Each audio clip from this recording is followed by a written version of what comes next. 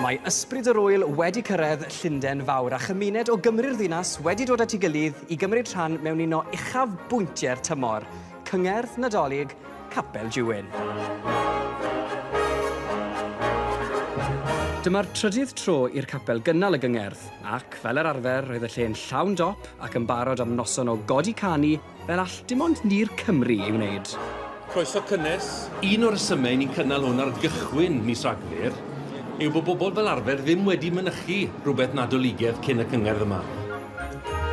Yr hyn sy'n destun balchder mawr i ni yn Diwyn erbyn hyn yw bod y cyngerdd yma erbyn hyn wedi sefydlu hunan fel rhan o'r calendar nadolig.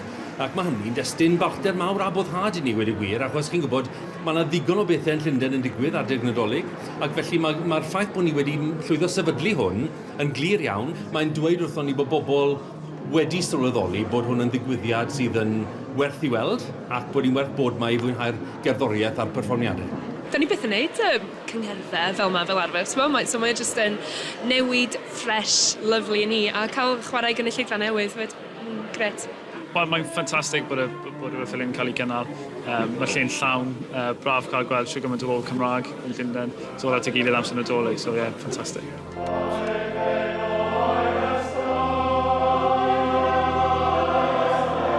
Wel, ni wedi gwneud Sound on Alarm gyda handel o Judas Maccabeus, Anfon Afangel, a nawr wnaethon ni Gwynllan yr Roddwyd yn Gofal.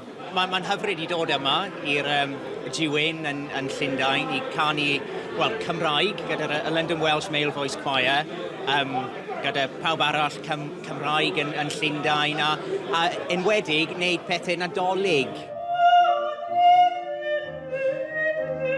Roedd y noson i godi arian at 2 elusen i bobl ddigartref ar amrywiaeth arferol o'i temau, offerynnol, operatig, adroddiadau, gwerinol, bach o bopeth i bawb.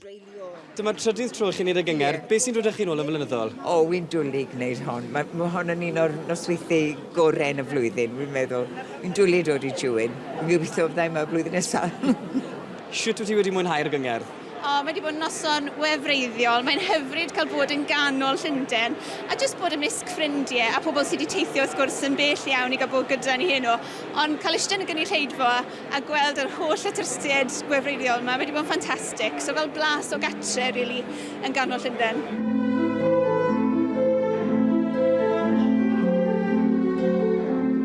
Dwi wedi bod yn dod i Diwyn i dros 10 ar 20 flynyddoedd.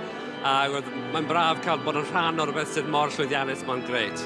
Ac wrth gwrs, mae'r deli newydd mas dy chi. Tro cyntaf delyn allan heno yn Llundain, so diolch bydd mae wedi bihafio.